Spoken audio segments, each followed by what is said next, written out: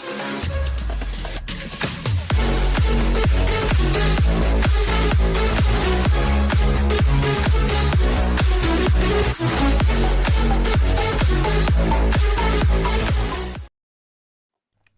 Gooners everywhere, this is the ultimate football app for you.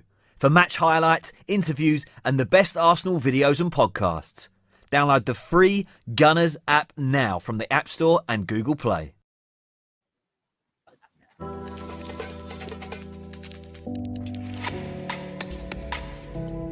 West Cork Beard Company make beard oil and beard balm for a strong, healthy, great-looking beard. Handmade from all natural ingredients in Clonakilty, West Cork.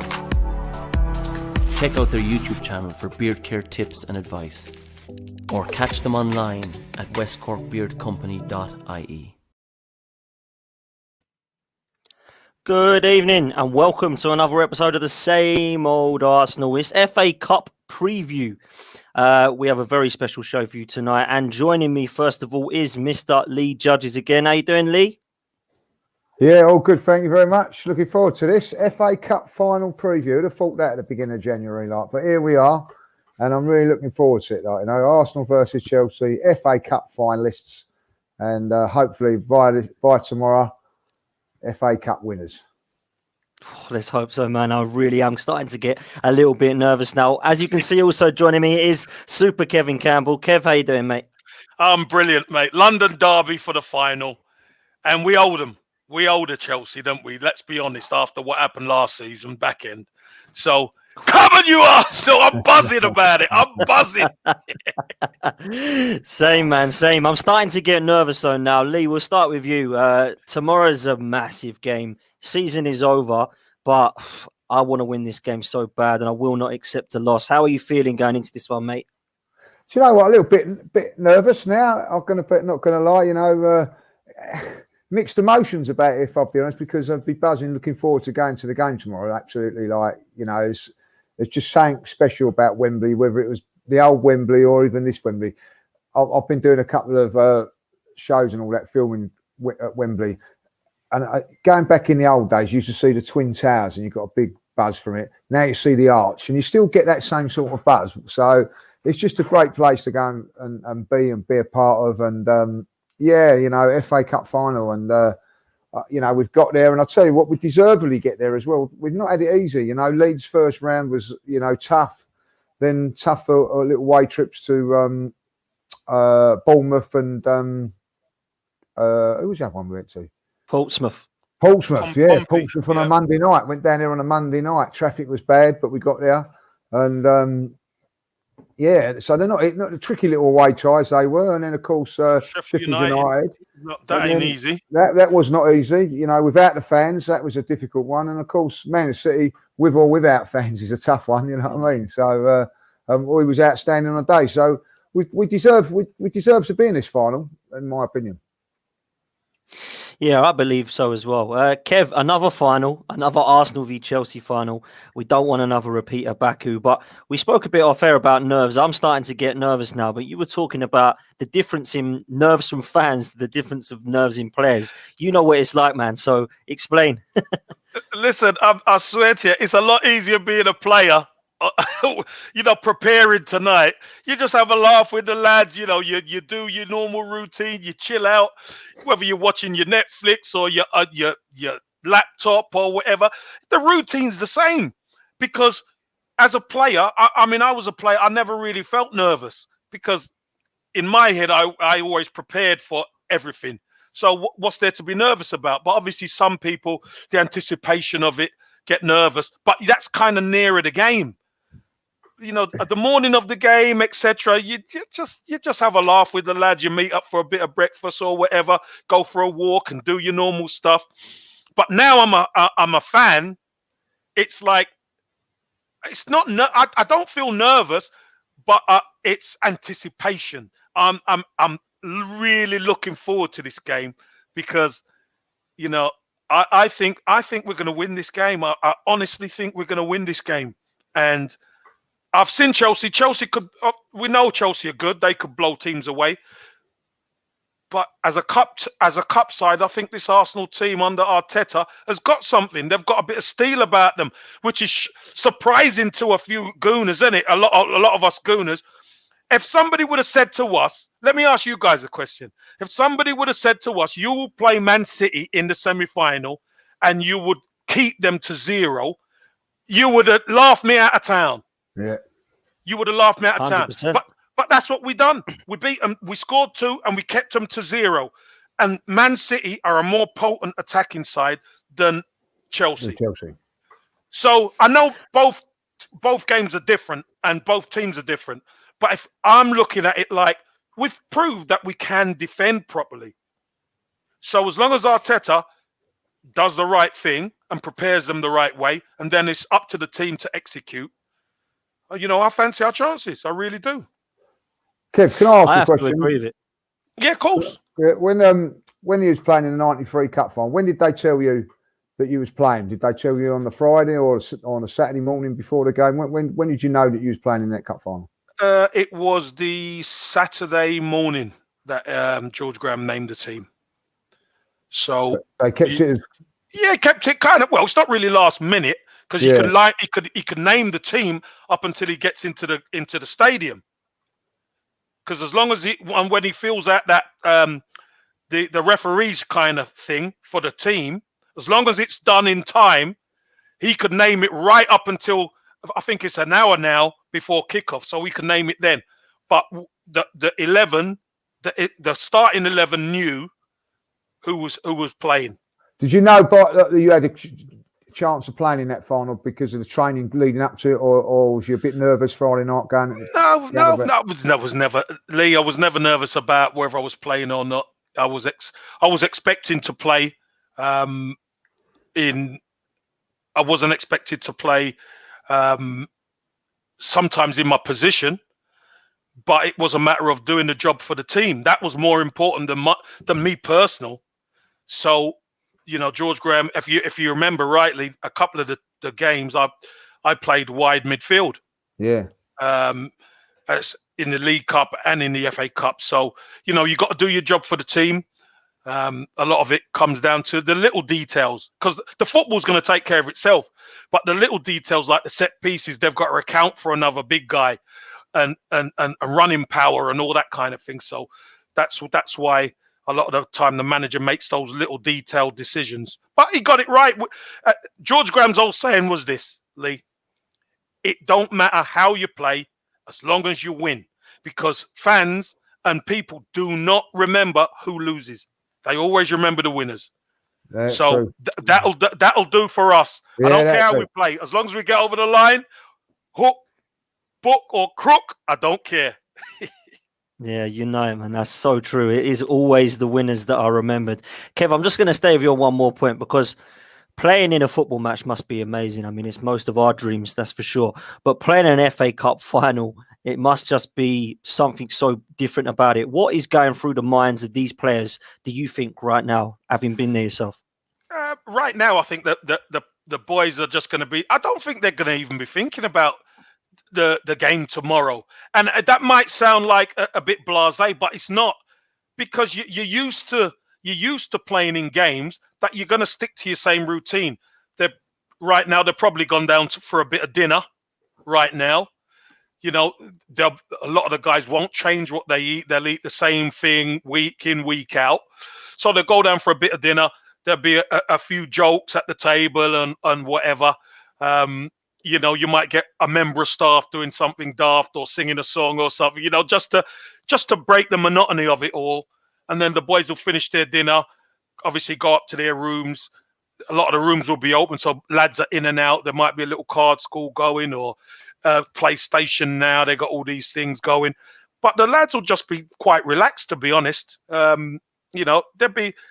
might be a couple of players who are seriously thinking about the game, but back when we were doing it, it was like, we were used to kind of playing in the big games, and just it didn't prove to be such a big factor until obviously the once you get on that coach and you're on the way to Wembley, then you start seeing faces change a little bit and attitudes change a bit. Yeah.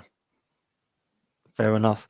Lee, listen, this is a Great massive hearing all game. those things, We isn't know it? it is. Lee, I've got to ask, man. I don't want to bring it up, but Rich has brought it up last year in Baku. Is there a little That's me bit gone. of... That's me gone. Yeah, I know. Is there a little bit about revenge for this final, as well as just winning that FA Cup, or is it just about, doesn't matter about the past? Let's just win this game. I think there's going to be a little bit of revenge on it. I've got to say that, but they could say that about the cup final a few years ago, So listen, I think Arsenal got an opportunity to put something right within a year. I go back to when Arsenal lost to Spurs in the semi-final in '91. 2 years later, we had the opportunity to turn that around. And my God, we've done it, and that ended any disappointment of '91. And so I look at it as a bonus. We've got an opportunity a year later to put one back over them again, and everything about that last year was a joke from people trying to get out there to the venue. I remember going to the venue we went to, and they had like VIP boxes which were running so that the goals were being scored before we could see them and all that. It was just an absolute calamity of a day. And, we capitulated that day, absolutely capitulated.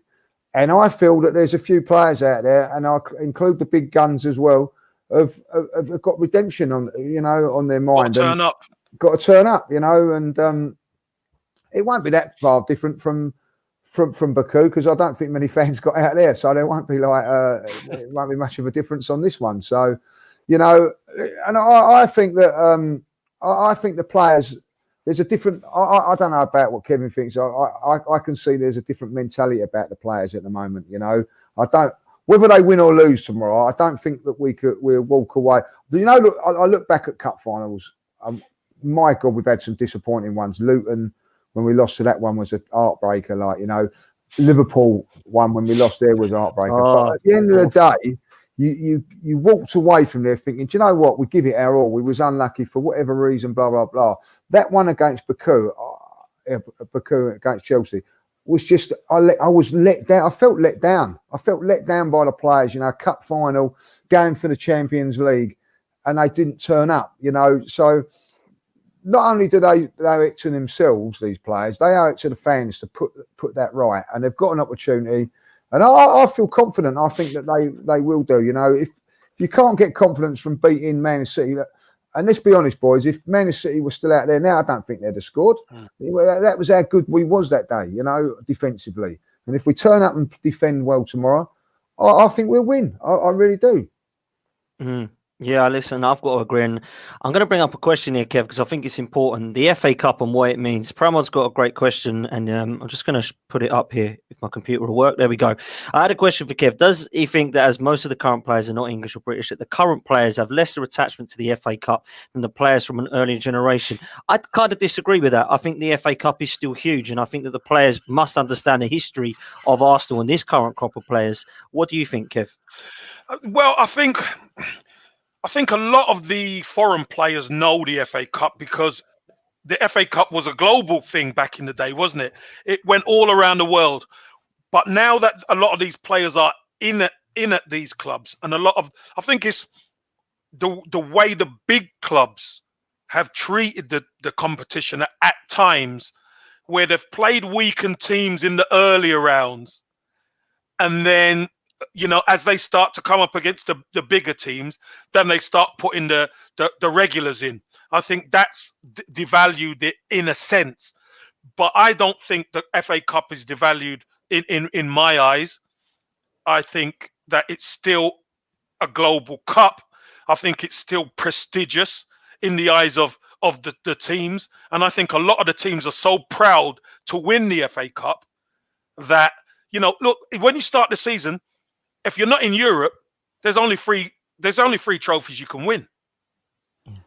The league, the FA Cup, or the League Cup. Now, to win one trophy, you've had a half a decent season. Maybe we haven't done so well in the league, but do you know what? Win the FA Cup, you think, do you know what? We're on the right road, because winning matters. Winning silverware absolutely matters, and I think it's vital for Arteta to get his hand on that silverware so the people upstairs know we've got one here. But it's going to be the same for Frank Lampard as well. So, they're both of them are battling, both new managers at the respective clubs. But for us, this is a defining moment for Mikel Arteta. We get across the line in this one, then that conveyor belt starts again.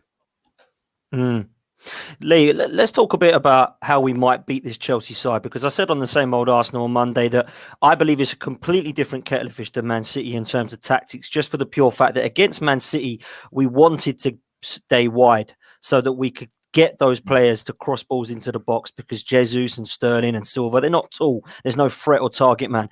We can't do that against Chelsea because Willian and Pulisic are going to be hitting the balls into Giroud, who's going to be very dangerous against our defence. So for me, I think it's important that our fullbacks are on point. And I would personally be going with Maitland-Niles and Saka as our left wing-backs and right wing-back.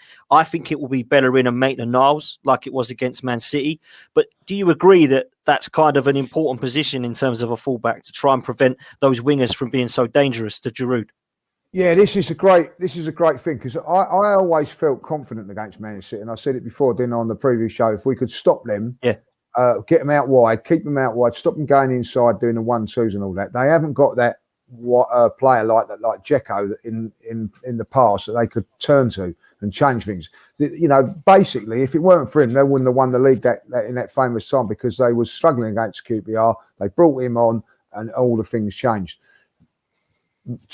Chelsea, though, it's a completely different scenario now. Is that where they can use Giroud, where I think is their strength, his strength in particular, and our weakness. I don't think we're very, very good in the air, and I think that he'll have Holding and Louise on toast, if I'll be honest. So we've got to stop the supply. We've got to stop the source, and that is the two wide players pushing up on their two wingers and not letting them play. But I think what the other thing is with this game is I think because of that because Giroud. I'm going to say this now. If Giroud had pace, he would be a world-class player, because he's got everything else. The one thing that he lacks is pace. So we'll have to push. We can afford to squeeze right up a little bit, man, because he hasn't got the thing to get in behind us, where Sterling, if they got in behind us, Mahrez and that, we'd be in trouble. So where we play deep in this game, I think we can afford to push up a little bit, so that the crosses are going to come in. If they do come in, they're not on top of us and in a dangerous area. So I think we're going to have to be brave with our defending in a different way. But I think that, listen, Giroud is a top player, but I don't think we should be fearing him as much as they should be fearing our players. I think our players will cause them more problems, because I think if Chelsea have a weakness, it's their defending as well. And there's no one better than Aubameyang to expose that. He exposed Man City's weaknesses, and if you look at Man City, they will improve on that next season. But and I think Pep knew that he had weaknesses at the back there, and Arsenal exploited them. The great thing about I think the Man City game is that Mikel Arteta knew exactly how to beat them, and he set traps all around the game for them to fall into. Now, if he can do that with Chelsea as well, then we've got a great chance, and the players, take it to the limit. But he has to, Lee. He has to set traps. He has to set traps, and I think that isn't it great that we've got a manager setting traps for other teams, because we've not had that before. I've seen us being put into the traps so many times, like and get caught on it. How many times have we gone to Liverpool, other teams, and played really, really well, and come back like losing 3-1 and go, how the hell have we lost 3-1? Because we've been put into traps and been done. So I think that that's how we've got to play them. That's how we've got to get on against them. And for me, that's the exciting thing about tomorrow. I think that you don't know who's going to win it, and it's the FA Cup. Anything can happen, and that's the great thing about it's a one-off. In a league game, Man City beat us 3-0, 3-0, 3-0, 3-0. Comes to the FA Cup, we beat them 2-0. Love the FA Cup, because that's what it does. Absolutely. Dan, can I come in on that? Because I think do it. Go for it. I think it's importantly where you Dan, you mentioned about the fullbacks. The key is, what system are we going to use? Because if we play a flat back four, it's going to suit Chelsea down to the ground. It's going to, because Giroud will occupy the two centre halves, and the two fullbacks will have to deal with Willian and Pulisic probably, and they're going to be running inside, in behind. They're going to take up positions where they can't be. It's difficult for our fullbacks to come out, and they're going to cause us all kinds of problems. That's the only thing I worry about. If he plays three at the back, I'm a lot happier. Yeah, because I think you're right. Yeah, do you think that, Lee? Because the wide players, we have to. because the wide players can latch onto their wide players, and we've got cover inside. Yeah, just like against City. I think maybe he had a little look. I think, do you know what? I think he had if I'm trying to read what Arteta was thinking, I think he had a little look at it against Watford because, you know, Troy Deeney up against two would be like same as Giroud, not a lot of pace, but, you know, Troy Deeney can. But I thought Troy Deeney bullied us a little bit, like, you know, physically.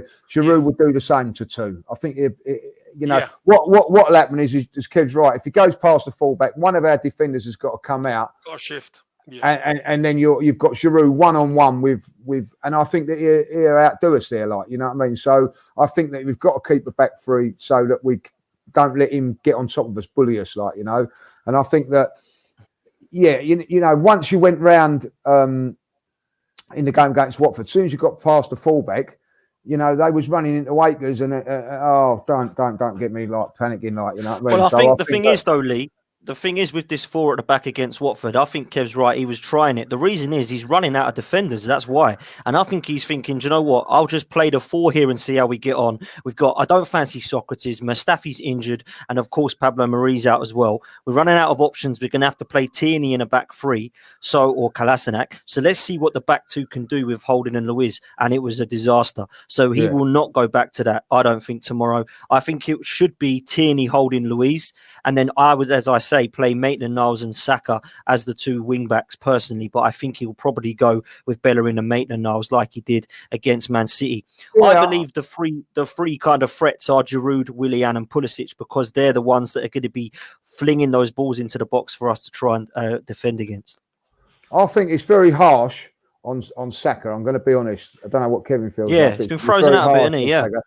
But I think you've got to play exactly the same team that played against Man City, but obviously Mustafi's injured, so you bring in Holding. And that is, and that is really been tough on Saka, but I just think that it was such a good performance. I can't see us not going down that route again. I know that we're going to have Eddie on the bench because he wasn't on the bench for this one to come on if things are not going well.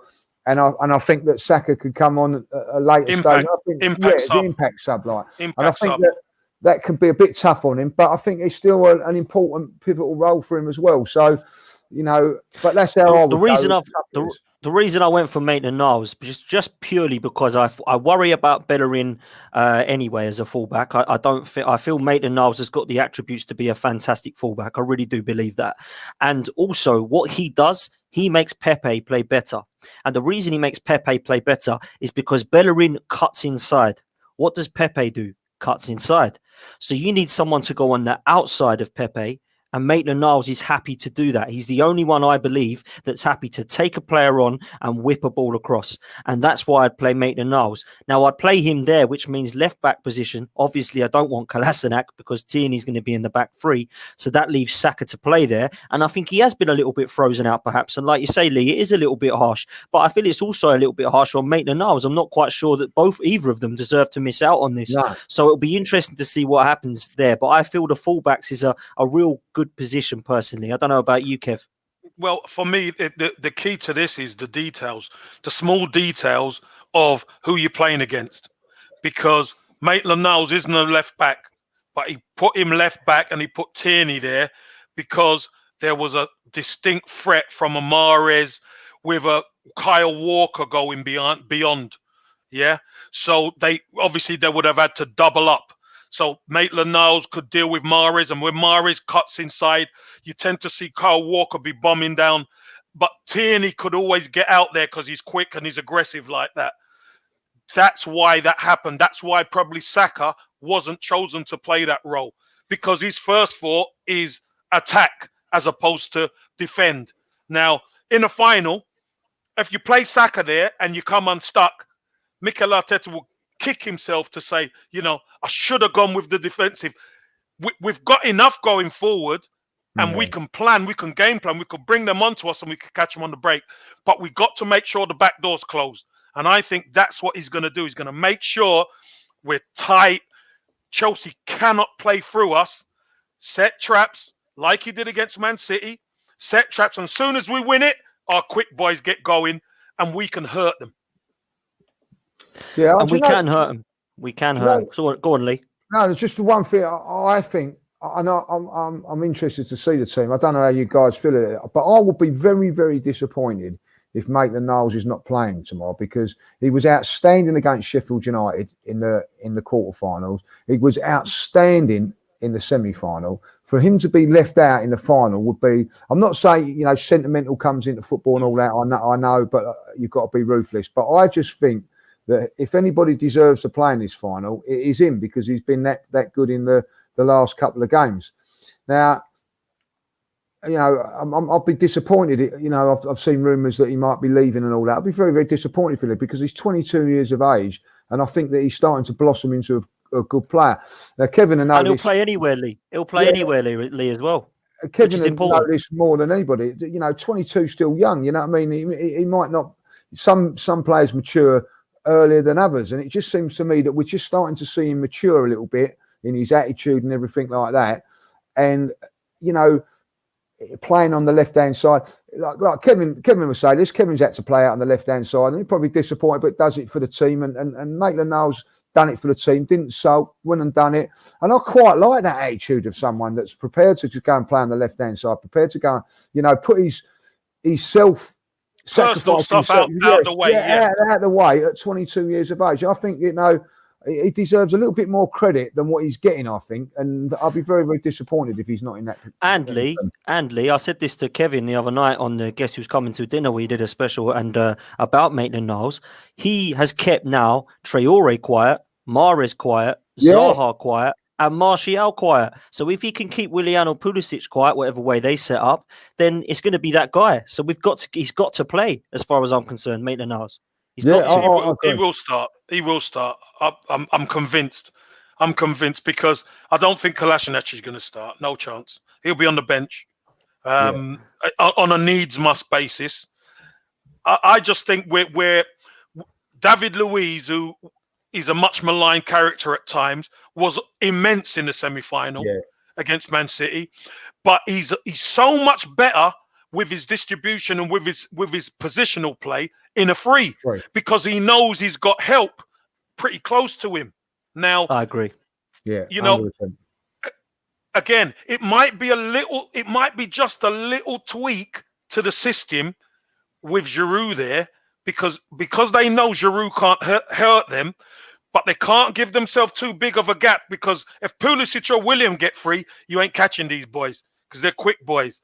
So it might be, whereas we held the edge of the box, it might be 5 yards or 10 yards outside the box. Because Giroud won't want to be going that way. He's going to want to sit around the box and tee up. So, good managers and coaches work the strikers. I'm a striker. I don't like going towards my own goal. I like hanging around the box. You know, goal hanging. We like hanging around the box, so when a chance comes, we could bury it. You know what I mean? That's what we love. We don't like going back towards our own goal when the defense shifts up. So I think there's going to be a little bit of cat and mouse going on with Giroud. And I tell you what I do see. When Chelsea play into Giroud, I could see aggressive defending going after that first ball. Because if you stop Giroud getting hold of the ball, you nullify Chelsea. You absolutely nullify Chelsea. Could I throw in a curveball here, Frank Lampard? Could you think he would? I think everybody's sort of saying that Giroud's going to play. Do you think he could chuck one in here, put a curveball in here and play Ambrose? No, Giroud's going to play. Hey, no, Lee. If he does that, Arteta's won. You think about it. He's your form striker. Yeah? He's your form striker, Giroud. scoring goals regularly, and just for a tweak of the system, you leave him out. Hey, listen, that's perfect for us. That's perfect for us. Yeah. Because all the others aren't as lethal as him. I just think with Abraham, he just can do the channels and I just think that maybe he's just trying to chuck. I don't know. No, Lee, that's a valid question. Of course it is. But you know what? For all running the channel, he let him run the channel because you know what? He can run the channel. When he's out in the channel, he won't be in the box for the cross. So I don't mind that. Giroud is not running any channel. He's going to be on the end of crosses coming into the box. And that's why he's so effective. He hasn't got the speed, but that's why he's effective. He gets across people and he's good at it. Well, we've seen it for years at Arsenal and he's now doing it at Chelsea. I think I said Ambrose, didn't I? Yeah, but we know you mean Abraham. We know who you mean, mate. We know who you mean, mate. Yeah, we know. right. We're used to it. Used to it by you're now, talking mate. about Curtly Ambrose. I'm not talking about it. I'm thinking of watching the old West Indies cricket. Curtly Ambrose coming. It's ugly outside with those 100-mile-an-hour balls at you. Oh, how's that? I must admit, though, guys, when it comes to Giroud, because I don't think people appreciate Giroud until he's left Arsenal now. I'm talking about not just Arsenal fans. He was quite an underrated striker, but also Chelsea fans now all of a sudden love him. They weren't really a fan when he was at Arsenal. So he is going to be the danger man 100%. We're going to come to our danger man in a minute. But Kev, I've got a super chat here that I want to give to you. Bill, thank you very much for your kind donation. There you go, Lee. We've got a Big Mac meal there, mate. That's lovely. Thank you very much, Kevin. Thank you. Kev, was it weird for you and Arsenal playing Sheffield Wednesday in 3 finals in '93? And was there a different vibe prepping for a European final? What do you think to that, mate? Yeah, there was. Was it weird? Yeah, it was weird. You know, after we played the League Cup final, and then thing is, we knew we had them in both finals. So the key was, right, let's win the first one. We get the first one won, and then both teams know each other. So it's just a matter of who can be most consistent on the day. And then you add a little wrinkle into a free kick or something because they set up for a free kick. They caught us out with a free kick, if you remember rightly. Yeah, I think it was the League Cup. They caught us out. John Arks got us. Yeah, but John Arks, that's right. John Arks got us with a free kick. So, you know, straight away we're alert to everything. Looking at where players are, you know, that finer detail.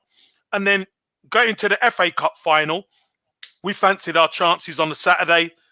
You know, we took the lead, they equalised, it finished 1-1, and then you're playing each other in the third game now.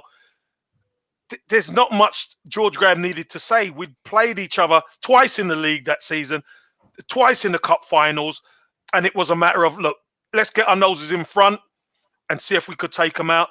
Don't forget, they had a couple of chances where they could have put us to the sword in the replay, didn't, and then obviously last minute Andy Lidigan comes up with a goal that went through Woodsy's hands, and you know, and we're happy. And then you take that, and then you go on to a European stage where European football is so much different than English football. Crash bang wallop in English football. You know, the referees referee different, and you've got to you do a lot of film study on the opposition because you don't play against them. You don't really know them. So we've done a lot of video, a lot of analysis, understanding how they play. Plus we lost Wrighty, we lost John Jensen, we lost Martin Keown, we lost quite a few players from that squad. So it was kind of like a patchwork squad. Yeah, patchwork squad put together. But again, George Graham's mentality, we look at the details and nobody cares how you play. It's about winning. So everybody had their jobs to do. You do your jobs. We know they're free-flowing. They've got Zola, Cripper, Asprilla, Brolin, all these guys, Benarivo and all these guys. Top players. Stick to our game plan, guys. We can beat them. Stick to our game plan. Smudger comes up with the goods. 1-0 to the Arsenal. Oh, job done. Job done. Job done. Amazing, you know what I mean? Job done. But because going back to that 93 one, didn't they tinkered with it a little bit? Because if I remember rightly, I'm not 100% sure. I know Ray Parlour didn't play. He got left out. He played in the first game, but got left out in the replay. And didn't Alan Smith come into it, and then you went to and the I right. moved wide right. Yeah, I moved wide right. So that And little, that little little bit of tinkering. twist, Yeah. exactly, that little twist. And if you remember rightly, again, we had chances. I think we hit the inside of the post, and we done all sorts. So we could have been out of sight. And then, just like any good team, you never have the whole 90 minutes to yourself. The opposition are a good team. They always have a chunk of the game that make you nervous, make the fans nervous. And Sheffield Wednesday had their part of the game, and I think Brighty went close with one, and that type of thing. So scored, so Chris Waddle was a good player in that final. He played, certainly in the replay, he played well in the replay. I mean, when you look at their side, I mean, Viv Anderson played. Viv Anderson, Carl Palmer was there. David Hurst with Brighty up top, Chrissy Waddle. They had a good side. They're a really good side, really good side. But again, it's the small margins, and we tended to come out on top against these sides, and we've done that against Parma as well. But what I've got to say about Parma, the Arsenal fans in Denmark were absolutely unbelievable. We knew we had a depleted squad, but the fans were immense, mate. I swear to you, absolutely immense. I think that's a great point, and that's about tomorrow as well. Always when I've been to finals, you know what I mean, Arsenal always supporting the final has always been incredible. I agree. I agree. They slag off, the Emirates. That's the library and all that. But when we become one at Wembley, we outsing every team without a shadow of a doubt. Our away, our cup final support. I'm not going to say away support. Our incredible. Cup final is incredible, absolutely incredible. Going to be missed tomorrow, Yeah, I agree. It's going to be weird without fans. Lee, obviously, we're both gutted because we should be going there, and I actually have got the British Grand Prix and Wembley tomorrow. That's both on. I should have been going to both because they should have been on different dates. But I can't go to them. But I'm still buzzing for it and still looking forward to it. An Arsenal win, trust me, will make me forget about that. But we talk about danger men, and Kev, you were a danger man. We've got our own danger man in Pierre-Emerick Aubameyang, and I just think this guy is going to be so important for us tomorrow, as he always is. And I just want him to have the kind of game which says, look, I care about this club and I want to be here, and I'm going to prove that I want to be here by putting on a performance and getting a couple of goals for the Arsenal. Lee Judges, how good is this guy? Because I just love him. I love the guy. Do you know what? On that preview show, I said, look, this is where Aubameyang's got to turn up. He's got to be yeah. I said, he has got to be the man. 10 minutes into the game, he gets a chance, and I'm saying to myself, get rid of him. He ain't the answer. He's not the answer. I tell you what, he's had that one chance. He's ruined it. He's got to finish that, blah, blah. Next minute, the ball comes across. I think an even harder chance. Made it look easy. Oh, he's got to sign. But I tell you what, he proved a lot of doubters wrong that day, because I get fed up, right? And I get fed up with people questioning Thierry Henry because he didn't have a great record in the FA in cup finals. You know what I mean? Like, he never scored because he never scored for Arsenal in the final. But it ain't always about the final. There's other games and whatever, and sometimes in a final, sometimes it is the unsung heroes that get the glory, because the main guys are marked out of the games. You know what I mean? I think Lee, I can guarantee you the first thing that an opposition will do when you're playing against Thierry Henry is say he does not score. Exactly. Anybody else, I don't mind being beaten by Bergkamp. I don't mind being beaten by Perez. Anyone else, just not Henry, because if he gets going, you could be 2-3 down before you even know about it. So they scheme against that. Yeah, exactly. And I think that he was as well as. So this is I think sometimes this is why the forwards get all the glory and they love being a forward, because I think in that game, in my opinion, David Luiz was man of the match. You know what I mean? I thought he was actually he was. Yeah. But Aubameyang gets the two goals. And everybody goes, well, you've got to give it to him because he scored the 2 goals. He's the match winner. And that's how football is. You know what I mean? So he's going to live and die with that. You know what I mean? I thought Lacazette was absolutely outstanding in that game. His hold-up play and everything there. Yeah. But it is ultimately the fans love the goal. So, I think he's a massive, massive player tomorrow for us, because he will get a chance against Chelsea and he's got to take it, and Kevin will tell you this, there's pressure on that when you know that you're the man. You've got one chance, you've got to take it. It might not come around again, and the way we're probably going to set up tomorrow, it's going to be like one or two chances. That's it. And if there is a little bit of a criticism of Aubameyang and Lacazette, sometimes they're not ruthless enough, and that is my only criticism. We've missed a few chances before, so this is a big game. You know what I mean? Like even against when we lost to Spurs the other week, Aubameyang had 2 good chances in that game and he missed them. But if he gets those sort of chances in this game, he has got to take them. If he takes them and we defend really, really well, I honestly think that we'll win the game. And he is a key player. Kevin knows, about these. Everybody thinks goal scoring is the easiest thing to do. It's the hardest thing to do on a football pitch. I don't care what anybody says. Playing up front's the hardest thing. You've got your back to goal. You've got to do this and do that. You've got the pressure as well. And the pressure that comes with it. And that is why they get paid the big bucks. And that is why they get the glory. And that is why no one in their team likes them, because they get all the glory. You know what I mean? But that is what they do. And, I'll play well every game. And, Kevin will go and tap in 2 goals. And, Kevin's the hero. And that is our football. Well, I've got you your win bonus, haven't I, Lee? Yeah, that's right. There you go. You see, you're happy now, aren't you? You see?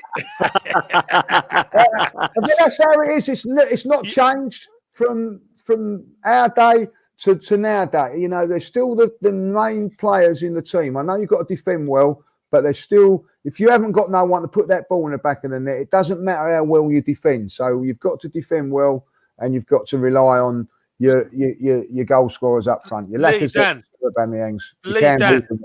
Here's a question for you. Did Aubameyang play well in the semi-final against Man City?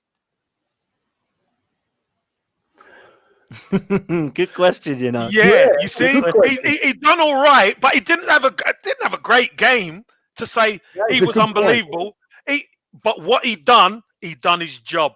He had 3 chances in the game and took 2. That is a good ratio.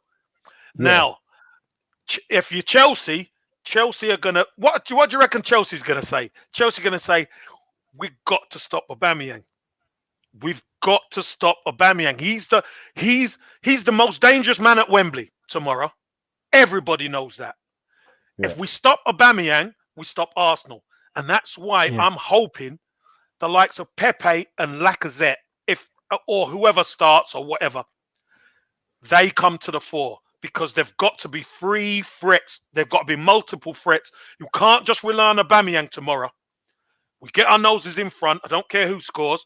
And then they have to open up. And once they open up, then we could start to play through them. But, if you're Chelsea are going to say, whatever happens, we make sure we stop Aubameyang. I think that's great. I think that's a great shout. And that's a great question as well. Did Aubameyang play well? I'm sitting there thinking he must have. He scored 2 goals. Do you know what I mean? But when you think about it, he was just all right. He was all right. He done a good job. But he didn't play unbelievably well to say he's man of the match. That's right. Luis played well to say he's man of the match. But as Lee says, when you get the 2 goals, you get the glory. Yeah. Yeah, absolutely. And I think Lacazette was outstanding in that game, by the way. His hold-up play was absolutely outstanding on the day. But, if he'd have scored the 2 goals, everybody would be talking about him. It's something.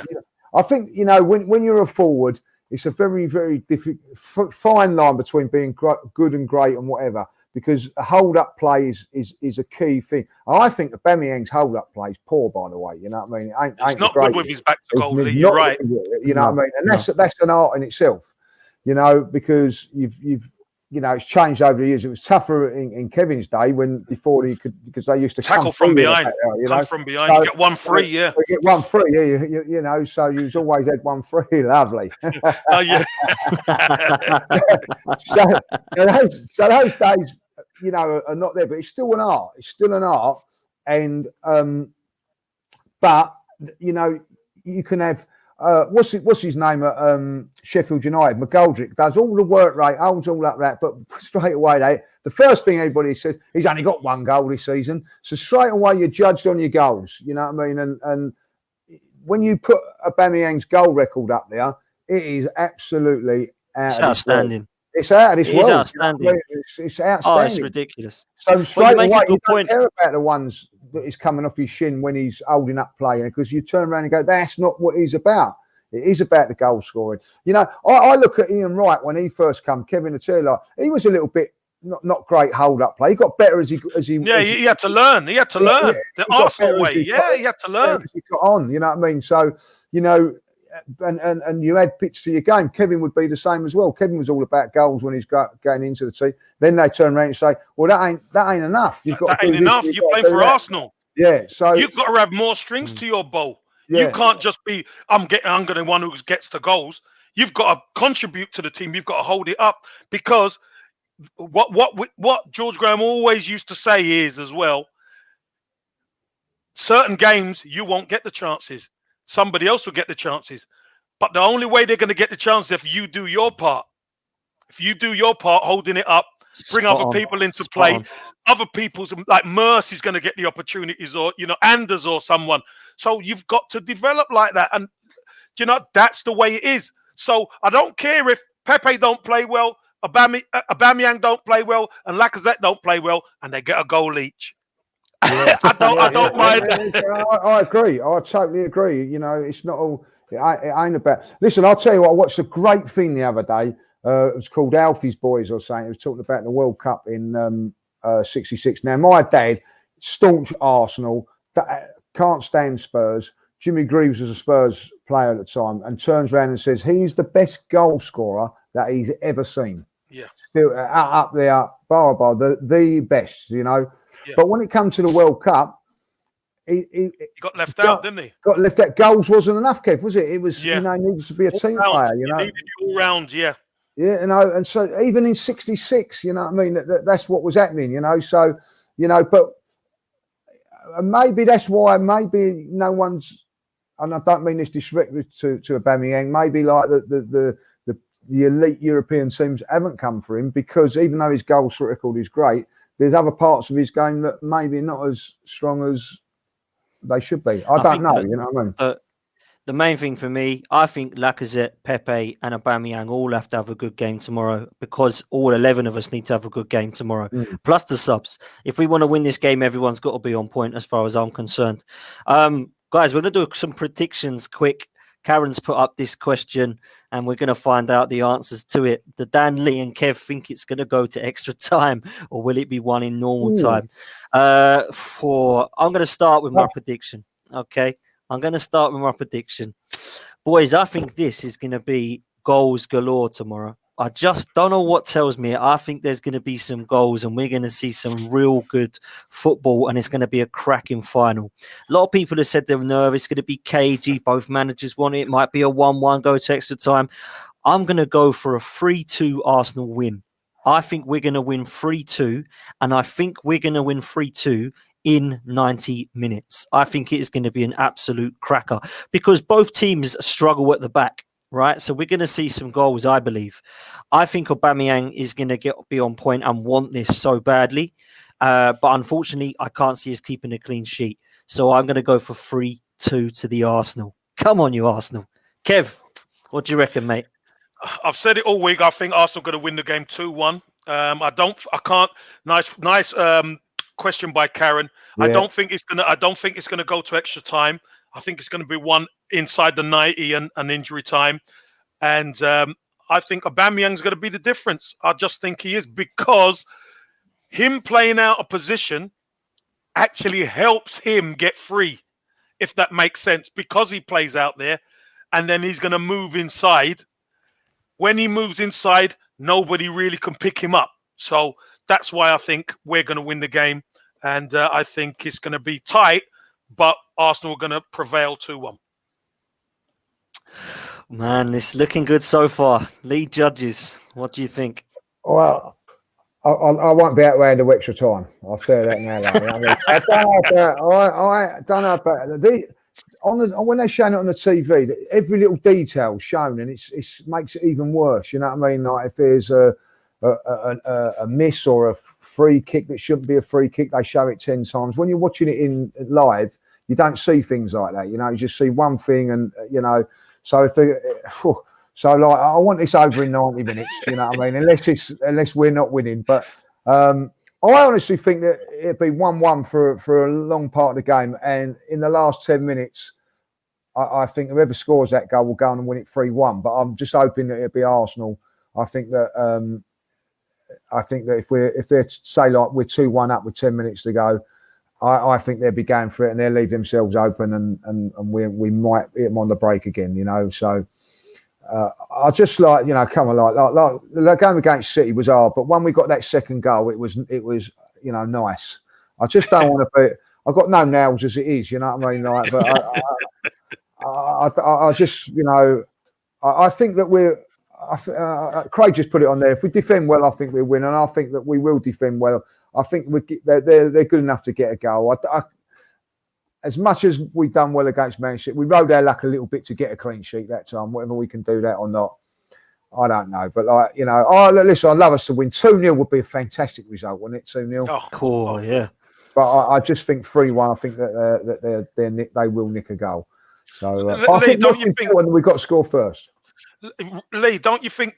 Because when I looked at that, obviously we won on the Saturday, and then I watched the Man United Chelsea game on the Sunday. Man United gifted Chelsea the game. Gifted them. Yeah. They give them the game. They didn't really create that much to say, right, yeah, they're goals.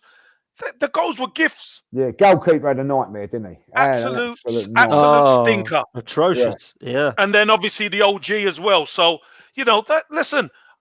that's what absolutely filled me with a bit of joy. I'm thinking, hold on a minute. Manchester United are playing crap, and Chelsea haven't really opened them up as such. Yeah, that's a great point. It's the goalkeeper, straight at the goalkeeper. It's gone through him, and all stuff like that. It's crazy, man. So, as long as we defend right, I fancy our chances big time. Yeah, I think if we defend well, we'll also take our chances. Even better now. Go on, Lee. Come on, let's have it. We got to defend.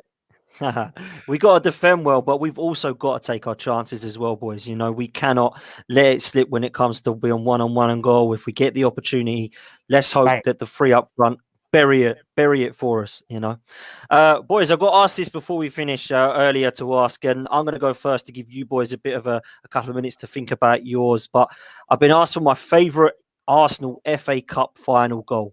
Okay. And it took me a while, to be honest, because we've scored some absolute crackers. But I've picked one from my era. Easy, come on, Dan. Easy, that is. I've picked one from my era just because it meant so much to me, and I think I've celebrated it most. And it's probably not one that you kind of think I'm going to go for, but it is against Chelsea, so it kind of fits in with this podcast. They were two absolute crackers in this game in 2002. Ray Parlour scored an absolute worldie. But the one that I'm going to pick is Freddie Ljungberg's. I just think the way that he took that on, he put John Terry, who, by the way, was a strong centre-half, just flicked him aside and then just curled it into that top corner. So I've gone for him just above Ray Parlour's in that game. And I absolutely loved Freddie that season with his red hair. That 2002 side we had was class. So for me, I'm going to go with Freddie Ljungberg against Chelsea. Kev, over to you. Listen, I've said this before, and I'm going to say it again. This memory takes me back to 1979. It wasn't have I nicked yours, Lee? Have I nicked it? Yeah, have I nicked it? All right, well, we could share it, right? We could share it. Now, Arsenal, we're cruising at 2-0 up against Manchester United. Gordon McQueen pulls a goal back. Yeah, fair enough. And then Sammy McIlroy does a Maisie in the box and equalises. And I am absolutely distraught. I'm 9 years old. Me and my pals are there. I'm gutted. Kickoff happens, and I think I've still got my head in my hands. And I look up, and Liam Brady goes on a Maisie. Pass it to Rixie. Rixie cross it. And then Sunderland at the back post goes, well, we're bolt out the house then. We're in the street dancing. We're giving it all that. That, to me, was the most important Arsenal FA Cup goal for me. 9 years old, and it still lives with me today because I still feel so energized about it. seconded by Andy Linnigans, by the way. So yeah, that is the one. Andy Linnigans was more relief, I'll tell you, like, you know what I mean? Because we thought that was going to penalties, and like there was never no penalty. It was the first team penalties. Yeah. And you know, just when he scored that was just sheer utter relief. Then that one went in. That was a great day. But I'd have to say the two fight, like the Chelsea final, the best final I've been to for atmosphere, the way we played, and that was the Chelsea one last. We was written off. Yeah, we was written off going in that game. We had no defenders, and we put in a masterclass that day. It was a great performance, and the atmosphere and everything. That was a great goal. So Aaron Ramsey's goal in that one was great. Also, his one against Hull. I think, you know, for the importance of you know, we hadn't won a trophy for a long while. It was that. But for me, Alan Sutton. Do you know what? It was on the telly the other day, and you know, how many times have I seen that game or goal? You know what I mean? But when he goes across and it goes in, you cannot. It's like Mickey Thomas's goal. Yeah, you cannot help but jump up and just relive it all there, because what Kevin's saying here, the emotions of that game is that you know, like where Kevin's 9, I'm 11, so like. You're on the height, aren't you, Lee? You're on the height, and then winning the game. It was a cruise. It was a Liam Brady masterclass. Frank Stapleton made it 2-0. You're just thinking, this is great. You know what I mean? We just lost to Ipswich a year before, which we should never, you know, we never have lost to that second division side. You know what I mean? Like, but this was it. You know what I mean? It was a cruise control. And then all of a sudden, typical, you know, and realistically, it sums up our young Arsenal lives, because we're going to go through the mill tenfold later on in our lives. It was just, it was just prepping us for our life as an Arsenal fan. Prepping us, you know what I mean? And then the elation when that goal went, and again, it was relief. But if you never ever see, you know, the youngsters, just go and check out Alan, watch it. Oh my Alan God. Sunderland's face as he runs away. It's just, you know, and Man United are a big club as well, of course. It's always nice to turn one over them, like, you know what I mean? So it was a great occasion, you know, and we, you know, we lost to West Ham the following year, so it was never who were in the second division. I think like Ipswich were not. I don't know if Ipswich were they in the first division. I'm not sure, but they weren't. You know, we were stonewall favourites to win the two finals, and the Man United one. They were favourites, you know, and we turned it around. So sometimes it's not always great being the favourite. So that could be another good thing for us tomorrow. Well, Chelsea are the favourites in this one, Lee, aren't they? Yeah, of course, yeah. And I like it that way. I do. I like it that way. Yeah, I worked think for us in the past. Yeah, it's worth. You know, you look at the game against Hull. You know what I mean? I know it sounds silly, but I don't know about you, but I just thought, well, we're going to turn up. We're going to win this. You know what I mean? Christ almighty, we're 2-0 down after 5 minutes. You know, well, what I mean? I nearly went free. Do you remember we nearly went free? Do you remember Kieran Gibbs with a header? If it weren't for that, it would have been 3-0 and done. You know, you're going, what is going on? You know what I mean? And then we get the goal from Santi Cazorla, and you think, right, that's it now. We're gonna stop. Oh no, it didn't. Like, you know what I mean? That game turned, by the way, when a certain Sonogo come on. He changed. I got to admit, he changed it, didn't he? He changed the cup final. Do you know what I'm saying? Just give us a little bit of a plan B sort of thing. And Koscielny got the goal, and then you think we're going to go on and we have to go to extras. Do you remember Giroud? Shouldn't mention his name. Had a great effort, which just you know what I mean? You think, it's going to very close. Yeah, close. And then Aaron put in a fantastic finish. So, you know, that was a great final. But I don't think. But that was relief because Arsenal were the overwhelming favourites for that one. Yeah, you know, to win that one, Lee. You know what I mean? So it was relief to get over the line in that one. And as Craig said, you know, in the 79 final, I had air. So, so it was a great a mullet, apparently. Is that right? Right, about a mullet. A mullet in 79. Listen, I had a throw, man. I had a throw, like Alan Sunderland, man. I'll tell you what, my mum was an hairdresser, like, you know, and believe it or not. So, and like, I had a perm at one stage. I have to pull out some photos. I don't know if it was around about that time. That was quite, you know, like, Kevin had the afro and I had perm. That was quite like, you know, Starsky and Hutch sort of thing. Yeah. So Saturday Night Fever stuff. Studio 54 going on, you know what I mean? White shoes and all that, like, you know what I mean? Yeah, so 79, that was a great one, like, you know what I mean? So great I time. must admit, there's a lot in the chat. There's a lot of great goals that we've scored. Some of them we've not mentioned. Charlie George, 71. We've not mentioned the yeah. one that I actually, I No, don't really Charlie remember George. that, to be honest. No, that was Yeah. the year I was born. So Well, it's a I great certainly goal. Don't get me wrong. It's a great goal, but I'm talking about my experience really. So Yeah. I'm not Same here. taking I like anything to away go. from Charlie.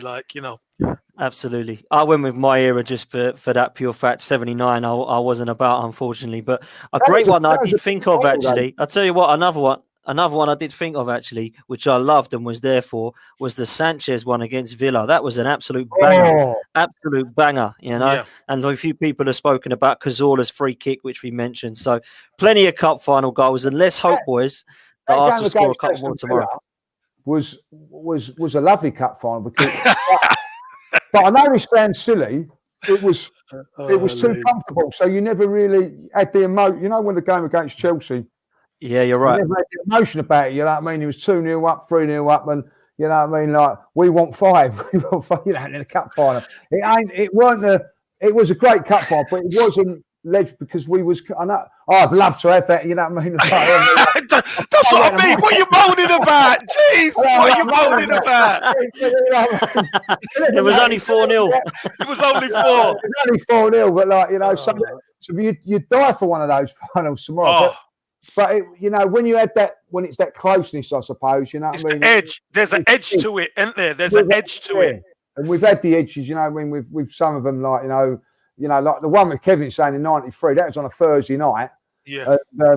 We got to King's Cross, and that's it. We were stuck in King's Cross and waiting for the old night bus to come. But did we care? Did we? No, it was no like, chance. Absolutely. we'd won the cup, you know what I mean? And that's what You're it's all right. about. You're right, though.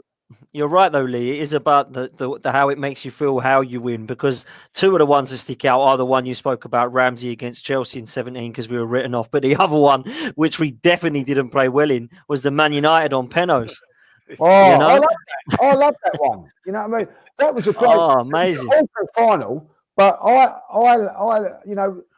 how can you say, like, I loved it because Man United were moaning all the time, and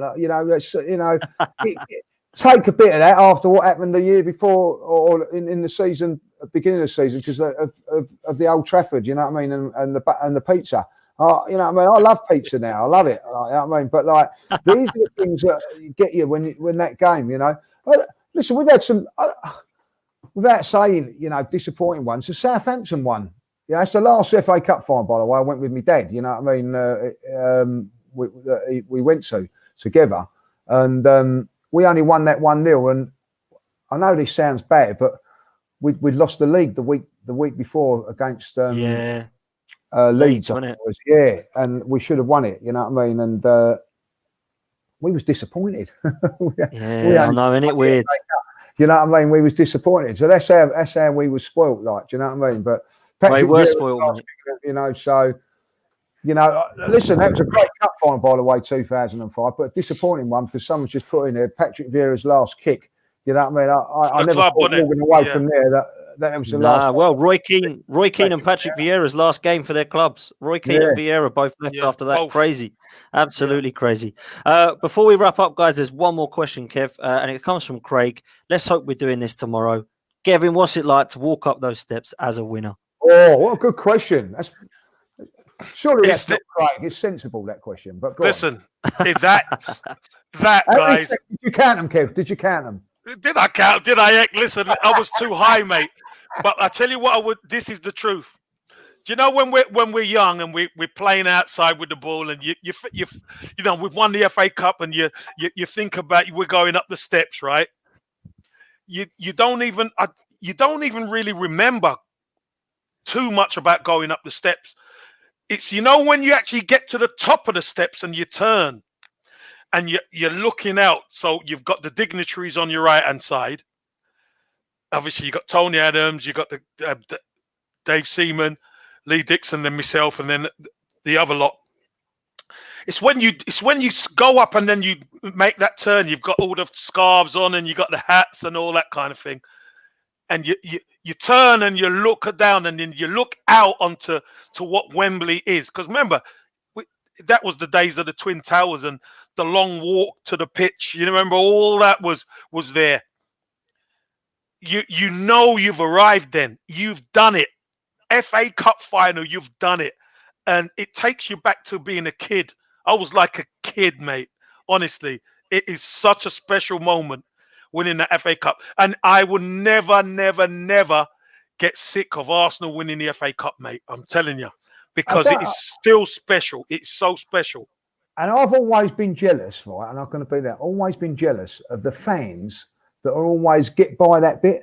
How do they do that? You know what I mean? Like whenever I've been to a cup final, I've been nowhere near that. Near it, same. Nowhere near it.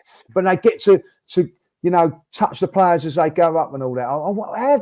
How did you get those tickets? It was like unbelievable. It's random, isn't it? It's random. Yeah. Well, both sides. Because when you're going up, you get to touch them. But when you're coming down, you get the happy team, don't you? You get the happy team, don't you? So, it's both sides. Both sides. Yeah. No, but it's amazing. Absolutely amazing feeling. When that final whistle goes, it's relief. Because, you want to win it so much. It's a special, special feeling, mate. And it's a special feeling. And you have to think this FA Cup, right, believe it or not, has been going for a year. Because the teams start off in August, you know what I mean? The non-league, lower non-leagues and that.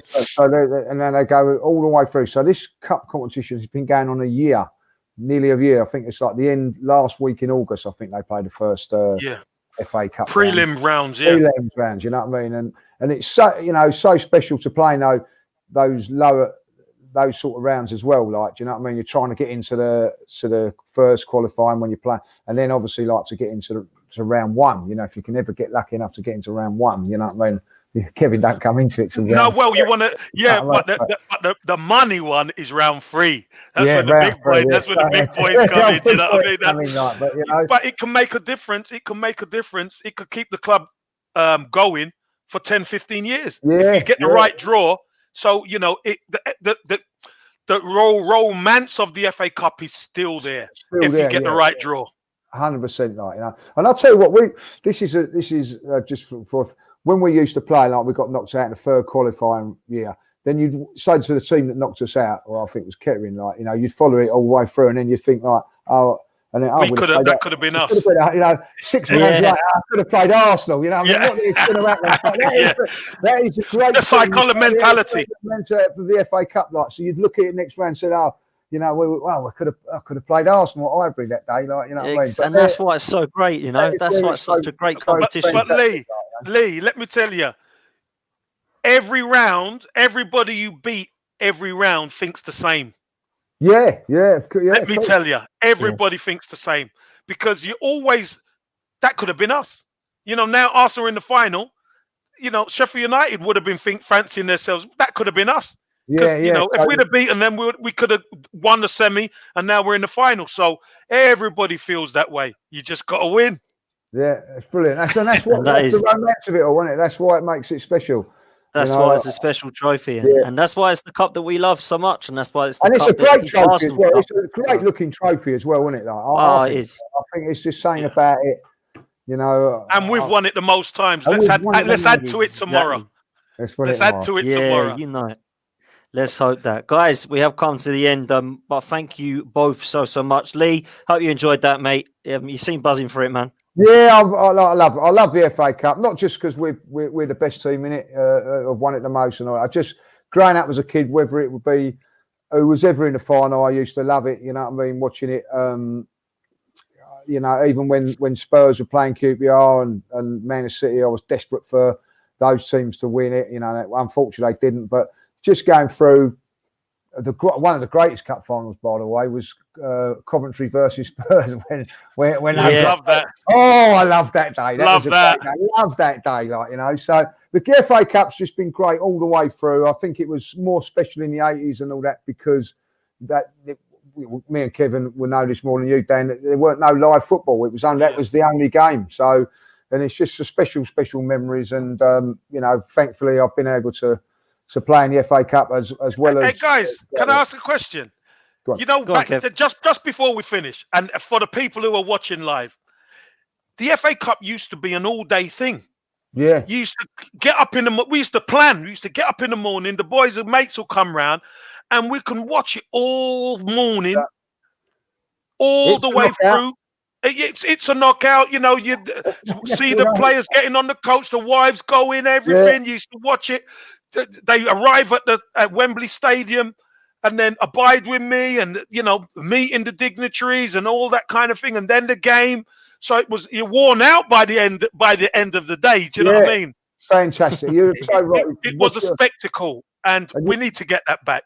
Yeah, and you'd switch it over, wouldn't you? It was like ITV, BBC. If it was something like maybe like I don't know, it was Arsenal Leeds or Arsenal whatever, like they're putting a bit. You switch it on ITV, and there might be a bit about Arsenal again, or you switch it over. It was great, wasn't it? Because they'd have question of sport. Question of sport, cup final question of sport, and everything. Yeah, like, you know what I mean. Like, and then they'd have like going into the hotels and the players. It's just like they're down for breakfast now, and it's just like you loved it, didn't you, Kev? It was amazing. Watch it, It was amazing. Now it's 5:30, which is for people for TV really. That used to be 3:00.